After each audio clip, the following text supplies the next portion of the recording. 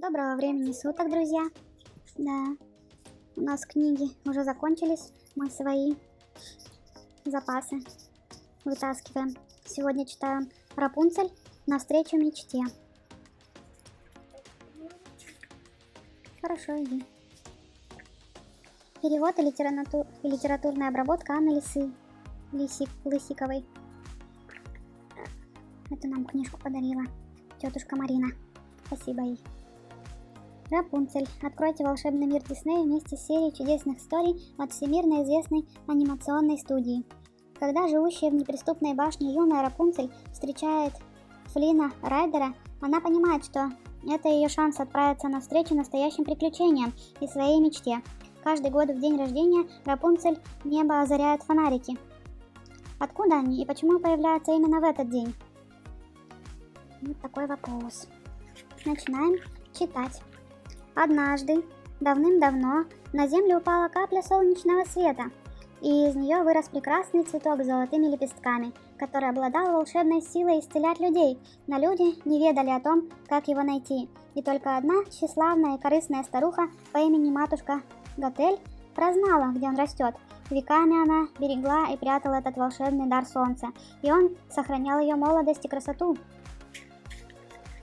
Минули столетия, и неподалеку от утеса, где рос цветок, возникло дивное королевство, а вечно молодая матушка Готель по-прежнему таилась во тьме и неустанно следила за драгоценным цветком. Однажды королева тяжело заболела. Надеясь спасти ее, все жители королевства отправились на поиски волшебного цветка. Удача улыбнулась им, и они нашли то, что искали. Как только цветок был сорван, жители королевства поспешили во дворец, чтобы помочь любимой королеве. Когда королева выпила отвар из чудесного цветка, здоровье к ней вернулось, и вскоре она родила на свет прекрасную принцессу с золотыми волосами. Чтобы отпраздновать это событие, король с королевой запустили в ночное небо летающий фонарик. Но матушка Готель не собиралась сдаваться. Постаревшая и злая, она прокралась в детскую во дворце. Опасаясь, как бы ее не услышали, она тихо запела песню, которая долгие годы пробуждала волшебные силы цветка, и в ту же секунду золотые волосы малышки засияли, а матушка Готель вновь стала молодой. Она хотела забрать с собой прядь волос принцессы и отрезала один локон, но в ту же секунду он потемнел, и его золотое сияние исчезло. Матушка Готель поняла, что только забрав ребенка с собой и не отпуская малышку от себя ни на шаг, она сможет всегда оставаться молодой. И прежде чем король с королевой успели помешать матушке Готель, она выхватила принцессу из колыбели и растворилась в ночи. Старуха унесла дитя, малышку по имени Рапунцель, в чащу леса и заперлась вместе с ней в тайной башне. Жители королевства от мала до велика искали принцессу, но тщетно. Ее родители были безутешны. С тех пор каждый год в день рождения принцессы, король и королева запускали в небо летающий фонарик. Они надеялись, что однажды его свет укажет принцессе путь домой. Все горожане очень хотели помочь, поэтому каждый год не один, а тысячи фонариков поднимались в небо и затмевали своим светом сияние звезд. Долгие годы матушка Готель растила Рапунцель как свою дочь. Двери в башне не было, а когда матушке Готель нужно было отлучиться в город, то Рапунцель на своих длинных волосах спускала ее из окна на землю, а когда матушка Готель возвращалась, поднимала обратно. И хотя Рапунцель считала себя вполне счастливой, проводя все время с матушкой Готель и своим единственным другом, хамелеоном Паскалем, у нее было одно заветное желание. Она хотела рассмотреть поближе огоньки, которые каждый год, в день ее рождения освещали ночное небо. Что говоришь? Миллиончик Паскаль. Да. Это девочка? Мальчик, наверное. Да. Думаю, ее Паскаль называют. Не Пасхаль, а Паскаль. Да, мужское имя. Французское, наверное, даже. Да. Но матушка Готель строго-настрого запрещала Рапунцель покидать стены башни. Поэтому девочке только и оставалось, что смотреть в окно на далекие огоньки, сияющие в ночном небе ярче звезд. Упс. Шнурочек показался. За день до своего 18-летия Рапунцель попросила матушку Готель отвезти ее посмотреть на танцующие небесные огоньки, но матушка Готель разозлилась и наотрез отказалась, заявив, что мир за стенами башни кишит разбойниками, зыбучими песками и змеями, и добавила, что люди очень жадные, злые и непременно захотят воспользоваться ее даром. Это очень опасное место для такой слабой и беззащитной девушки, как Рапунцель. А тем временем, на другом краю леса, вор по имени Флин Райдер со всех ног убегал от дворцовой стражи. Еще и часа не прошло с тех пор, как он со своими дружками-головорезами-братьями Грабингстонами украл из дворца очень дорогую вещицу. Дворцовая стража, которая хотела вернуть ценность и поймать дерзких воров, гналась за ними по пятам, и Флину с братьями Грабингстонами стоило больших усилий не попасться им в руки. Они оставались у ствола огромного дерева, чтобы перевести дух, и вдруг Флин увидел объявление «Разыскивается», на котором красовалось его лицо. В эту секунду он еще крепче прижал к себе сумку с украденным, потому что не мог поверить своим глазам. Его нос на портрете получился просто огромным. Флин думал, что в жизни он намного красивее. Как только выдался подходящий момент, Флин улизнул от братьев Грабингстонов. Хоть они и помогли ему пробраться во дворец и обмануть стражу, Грабингстоны были слишком ненадежными, и доверять им было опасно. Но сбежал он от них не с пустыми руками, а прихватив с собой сумку с украденным сокровищем. Сбежать из-под носа дворцовой стражи, а потом обмануть недалеких Грабингстонов для Флина не составило особого труда. Однако конь по кличке Максимус решил во что бы то ни стало поймать вора. Максимус преследовал Флина, пока они оба не оказались на краю обрыва. Конь даже полез за Флином на дерево, что росло на самом его краю, но тут раздался треск. Дерево не выдержало их веса, и ствол переломился, и Флин и Максимус рухнули в каньон, дно которого заволокло туманом, отчего сверху он казался намного глубже, чем был на самом деле. Оба приземлились удачно. Флина очень напугала решительность Максимуса, который даже на дне каньона не прекратил погоню и пытался напасть на след вора, и поэтому Флин постарался как можно быстрее и незаметнее укрыться от зорких глаз преследователя. Флин юркнул в пещеру и сразу заметил, что из его укрытия есть и второй выход, а потому решил не ждать в темноте, когда Максимус прекратит свои поиски и уйдет восвояси, а посмотреть, куда ведет этот проход. Когда он вышел из пещеры, перед его взором раскинулась прекрасная, спрятанная от всего мира за высокими скалами долина, в которую с огромной высоты низвергался водопад, а у зеленого холма, рядом с раскидистыми деревьями, высилась одинокая башня, та самая, где жила Рапунцель. Флин решил, что в этой башне Максимус его ни за что не достанет. Наконец-то он нашел идеальное укрытие, где сможет спокойно отдохнуть и восстановить силы после изнурительной погони.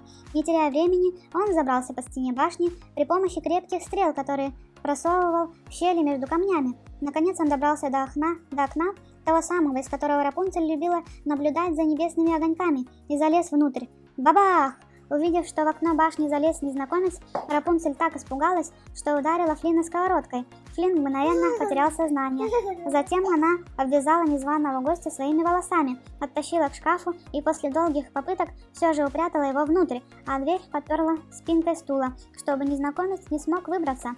За долгие годы, проведенные в башне, Рапунцель не общалась ни с кем, кроме матушки Готель. Флин был первым человеком, которого она встретила за эти 18 лет, и он совсем не был похож на тех страшных бандитов, людоедов и злодеев, которыми ее пугала матушка. Напротив, он казался очень красивым. Неожиданная встреча привела Рапунцель в восторг.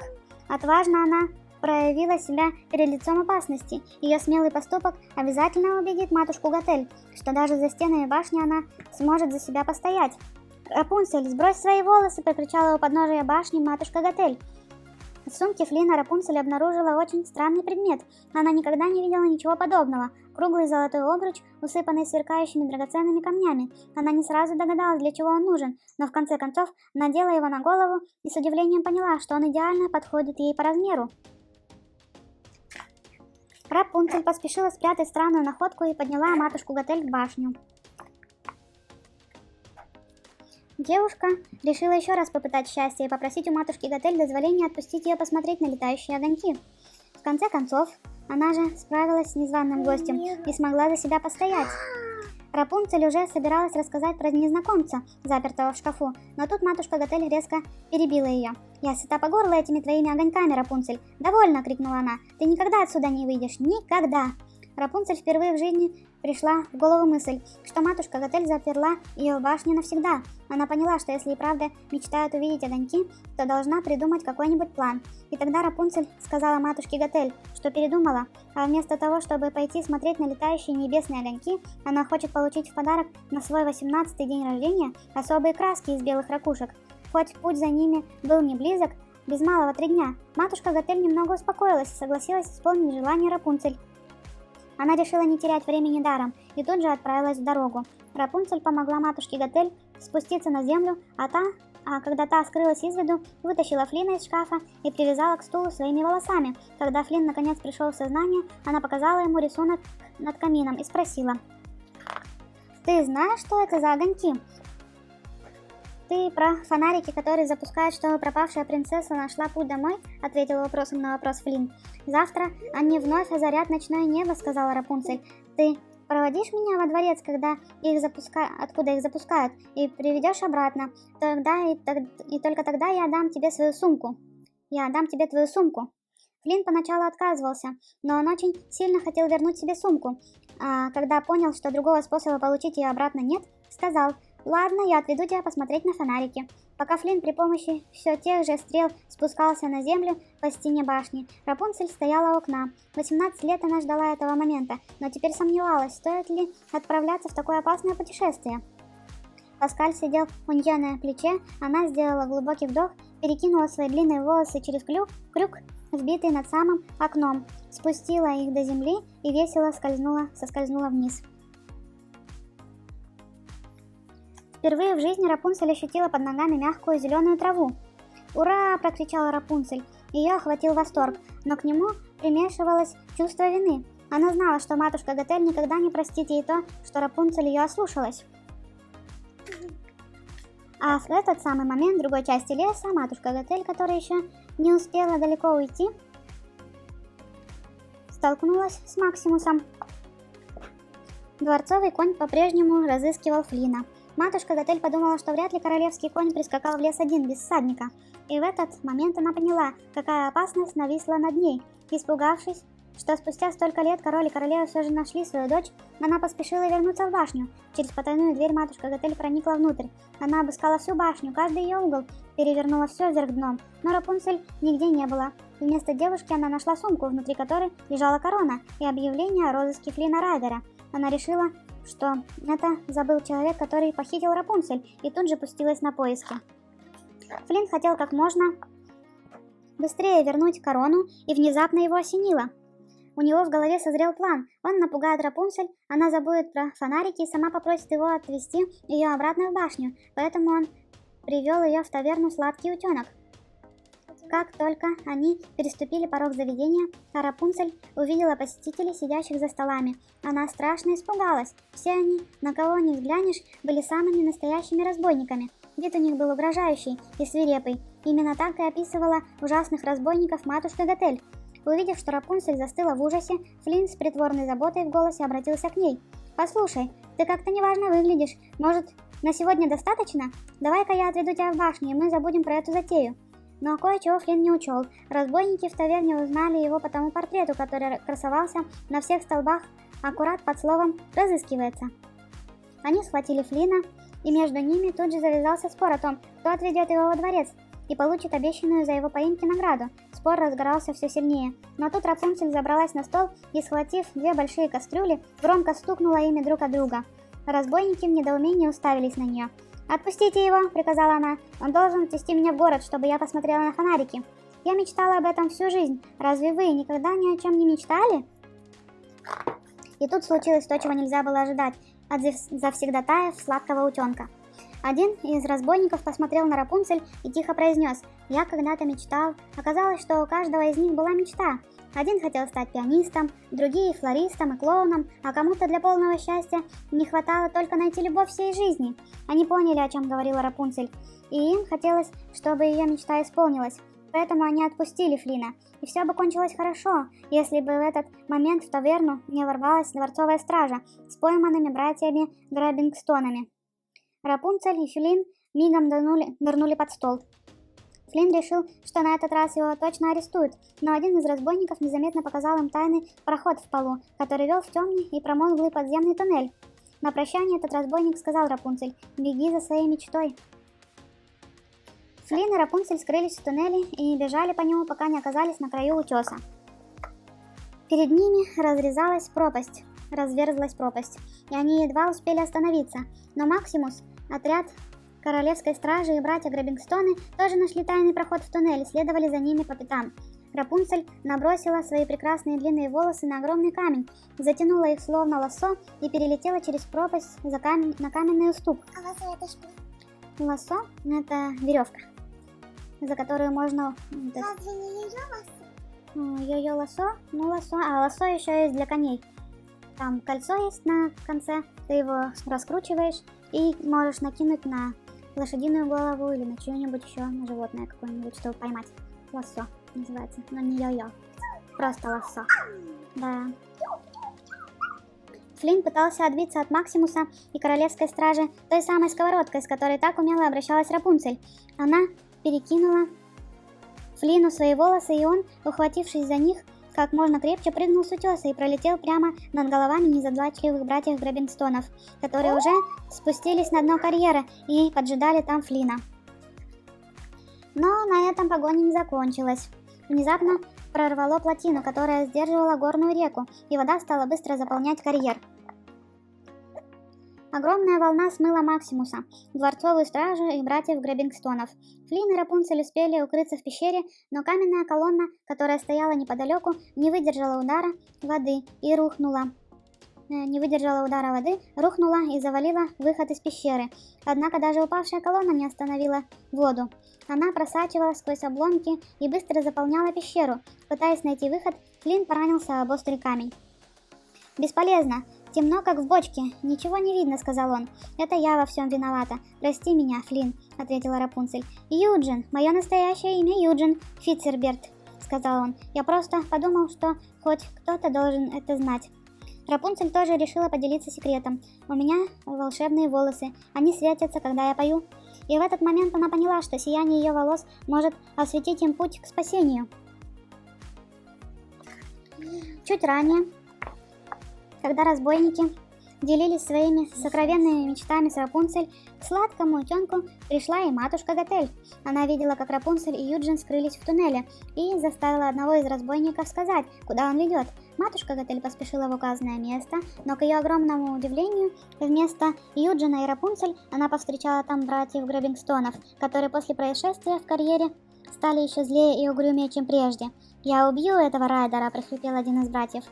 Когда матушка Готель услышала его слова, у нее тут же созрел коварный план. Она сказала братьям, что поможет им не только отомстить Юджину, но и заполучить нечто куда более ценное, чем корона – волшебные локоны Рапунцель. С помощью этих незадачливых Греббингстонов она без труда заманит Рапунцель обратно в башню. Благодаря волшебному дару Рапунцель, друзья благополучно выбрались из пещеры и оказались в лесу. Рапунцель несколько раз обернула локон вокруг пораненной ладони Юджина. С первыми звуками ее песни по волосам разлилось золотое сияние. Через секунду рана зажила, как будто ее и не было. Юджин не мог поверить своим глазам. Ее волосы... если волосы отрезать, они тут же темнеют и теряют силу, попыталась объяснить Рапунцель. Такой дар нужно оберегать. Поэтому я ни разу в жизни не покидала ту башню, предположил Юджин. Рапунцель застенчиво кивнула, а затем быстро переменила тему разговора. Если честно, Юджин Фицерберт нравится мне куда больше, чем Флинн Райдер, улыбнувшись, сказала она. Солнце клонилось к закату, и в лесу становилось все темнее. Друзья решили развести костер, но когда Юджин ушел за хворостом, из чащи вышла матушка Готель. Она хотела немедленно отвезти Рапунцель домой, но та наотрез отказалась. «Ты не понимаешь, я кое-кого встретила», — сказала она. Матушка Готель уверяла, что Юджин только использует ее, чтобы получить назад корону. Прежде чем снова скрыться в лесной чаще, она сунула Рапунцель сумку и сказала, чтобы девушка отдала ее Юджину. Тогда она сама убедится, что кроме короны ему от нее ничего не нужно. Рапунцель верила Юджину и считала, что может ему доверять, но она все равно очень боялась, что он оставит ее одну. И до того, как Юджин вернулся, она спрятала сумку в корнях старого дерева. Наутро Рапунцель разбудили крики Юджина. Максимус наконец нашел хитрого вора и тащил его во дворец, а Юджин изо всех сил сопротивлялся и звал на помощь. Увидев, что происходит, Рапунцель сразу же вмешалась и остановила коня. «Сегодня как бы самый важный день в моей жизни», — объясняла она, поглаживая Максимуса по голове. «Я очень прошу тебя, чтобы ты не арестовывал его. Только сегодня, всего лишь один день». В знак примирения Юджин протянул коню руку. Максимус на мгновение задумался, но потом подал ему копыта. Так они заключили перемирие. Услышав вдалеке звон колоколов, Рапунцель побежала на вершину холма. Королевство раскинулось перед ней как на ладони. Она никогда не видела ничего подобного. Какие высокие стены, а сколько башен и мостов. Зеркальная гладь озера, по которой бесшумно скользили корабли, огибала огромную гору, усеянную красивыми домиками. А на ее вершине белели и устремлялись ввысь белоснежные башни королевского замка. Прекрасный вид привел Рапунцель в восторг. Она с нетерпением ждала, когда же наконец начнется лучший день в ее жизни. Она побежала по склону к большому каменному мосту через озеро, а Максимус, Юджин и Паскаль старались не отставать. Шум и суета города поразили Рапунцель. Никогда прежде не испытывала она такого восторга. Сколько людей, сколько домов. Вокруг царила атмосфера веселья и праздника. Площади с гудящими над ними веселыми голосами и маленькие торговые улочки, где хозяин каждой лавки приветливо улыбался прохожим и посетителям. Дети бегали вокруг фонтанов и веселились. Рапунцель не терпелось все увидеть и все попробовать. Маленький мальчик подарил Рапунцель флаг королевства. На фиолетовом фоне сияло изображение золотого солнца. Потом Юджин заметил у одного из фонтанов компанию маленьких девочек, заплетавших друг другу косы. Он указал им на Рапунцель, и они, никогда не видевшие таких длинных волос, с огромной радостью заплели ее локоны в косу и украсили ее цветами. Весь город что-то праздновал и веселился. Повсюду были цветы и разноцветные веселые ленты, а жители города были дружелюбными и открытыми. Хорошо, будем отращивать. Рапунцель шла за толпой к городской площади. Оказавшись перед огромным зданием, она подняла голову и увидела большую и красивую мозаику, которая изображала короля и королеву, держащих на руках маленькую дочь. Глаза малютки-принцессы были изумрудные, совсем как у Рапунцель. Тут зазвучала веселая музыка, и люди на площади закружились в красивом и быстром танце, который горожане устроили в честь пропавшей принцессы. Рапунцель и Юджин взялись за руки, и музыка подхватила их. Они смеялись, им было хорошо друг с другом, и они двигались по площади в общем хороводе танца. Затем они отправились исследовать город. Такой большой и красивый, казалось, его и за день не обойдешь. Флаги королевства украшали каждую улицу, каждый дом виднелись в каждом окне. Рапунцель примерила красивое платье. Впервые в жизни попробовала мороженое и вместе с городскими детьми разукрасила мощенную камнем площадь цветными мелками. Этот прекрасный день превзошел все ее ожидания. Никогда прежде она так не веселилась. Самый чудесный день в ее жизни незаметно превратился в теплый вечер, а когда солнце начало клониться к закату, Юджин и Рапунцель сели в лодку и поплыли на середину озера, туда, откуда открывался прекрасный вид на фонарики. «А что, если все будет не так, как я себе представляла?» — сказала Рапунцель. «Все будет так», — заверил ее Юджин. «Ну а что же мне делать потом, когда эта мечта сбудется?» — спросила Рапунцель. «Когда мечта сбылась, ты отправляешься за новой», — ответил Юджин. Сегодня у меня день рождения. Да. Вскоре сотни фонариков озарили светом ночное небо. Некоторые из них не поднялись высоко, а медленно парили прямо над озерной гладью. Юджин поймал один фонарик и вручил Рапунцель. Тогда Рапунцель достала сумку и отдала ее Юджину. Он, даже не посмотрев внутрь, отложил ее в сторону и взял Рапунцель за руки. Они, не отрываясь, смотрели друг другу в глаза. Затем оба чуть наклонились друг к другу еще немного, и их носы бы встретились. Но внезапно Юджин резко выпрямился. В туманной дымке на берегу он заметил братьев Грабингстонов. «Прости, мне нужно кое-что уладить», — сказал он Рапунцель. Они причалили к берегу, и Юджин попросил Рапунцель подождать его в лодке, а сам пошел искать Грабингстонов. Они поджидали его неподалеку. «Корона ваша», — сказал он братьям. «Нам тут сказали, что ты нашел кое-что посерьезнее короны. Теперь нам нужна она», — сказал один из Грабингстонов. Не дожидаясь ответа, один из братьев ударил Юджина по голове, и он тут же потерял сознание. Они привязали его к рулю лодки так, что оказалось, будто он стоит у руля и правит ею, а затем оттолкнули судно от берега. Рапунцель ждала Юджина у лодки и надеялась, что он вернется с минуты на минуту. Тут она заметила неясный силуэт, который приближался к ней по затянутому туманом берегу. Она уже решила, что это Юджин, но неожиданно силуэт раздвоился. Как только незнакомцы, братья Граббингстоны, подошли поближе, Рапунцель почувствовала неладное. Братья заявили, что Юджин отдал им Рапунцель и ее волшебные волосы в обмен на корону, и в этот момент она своими глазами увидела скользящую по озеру лодку, а в ней Юджина. Она кричала и звала его, но он не откликнулся. Рапунцель не могла поверить, что Юджин ее предал. Решив не терять времени на пустые разговоры, Граббингстоны кинулись к ней и попытались схватить. Но Рапунцель удалось увернуться от разбойников. Она бросилась к лесу, что рос у самого берега, но тут ее золотая коса зацепилась за лежащую на берегу ветку. Она отчаянно пыталась освободиться. Граббингстоны были уже совсем близко, как вдруг она услышала за спиной глухие удары. Обернувшись, Рапунцель увидела матушку Готель, стоявшую над братьями Граббингстонами с огромной веткой в руках. Разбойники без сознания лежали на песке. «Я так волновалась за тебя, я пошла за тобой», — объяснила ей свое внезапное появление матушка Готель. «И когда увидела, что они хотят схватить тебя и... Ох, милая, пойдем домой, пока они не очнулись». «Мама, ты была права, рыдая», — сказала Рапунцель. Матушка Готель улыбнулась. Ее коварный план сработал, все получилось, как и было задумано. Рапунцель вернется в башню и больше никогда не захочет переступить ее порог. Рано утром лодку Юджина прибило к пристани у стен замка. Прошло совсем немного времени, и сознание вернулось к нему. Как только Юджин открыл глаза, он сразу начал звать Рапунцель. Он понимал, что она осталась там, на берегу, вместе с Граббингстонами, и сейчас находится в серьезной опасности. Он пытался освободиться от веревок, которыми его связали братья, но не успел. На крик прибежали двое королевских стражников. Они обнаружили в лодке не только связанного Юджина, но и украденную из дворца корону, которую Граббингстоны положили рядом. Разбойники решили, что корона – ничто по сравнению с золотыми волосами Рапунцель, которые подарят им вечную молодость. Увидев украденную корону, стражники тут же схватили Юджина и бросили в темницу. Но, к счастью, Максимус оказался неподалеку и все видел. Конь знал, что он единственный, кто может спасти Юджина, и его долг – помочь ему сбежать. В темнице Юджин вновь столкнулся с братьями Граббингстонами. Пока они лежали на берегу без сознания, их обнаружила стража, и теперь они коротали часы в темнице. Юджин потребовал сказать ему, что случилось с Рапунцель и где она. Братья Граббингстоны поведали Юджину о сделке, которую заключили с матушкой Готель. Тут Юджин понял, что она обвела их вокруг пальца, чтобы вернуть Рапунцель в башню. В этот момент бандиты, пировавшие в сладком утенке, ворвались в тюрьму, чтобы освободить Юджина. Они без особого труда одолели стражу и при помощи нехитрой катапульты перебросили Юджина через стену, где его уже ждал Максимус.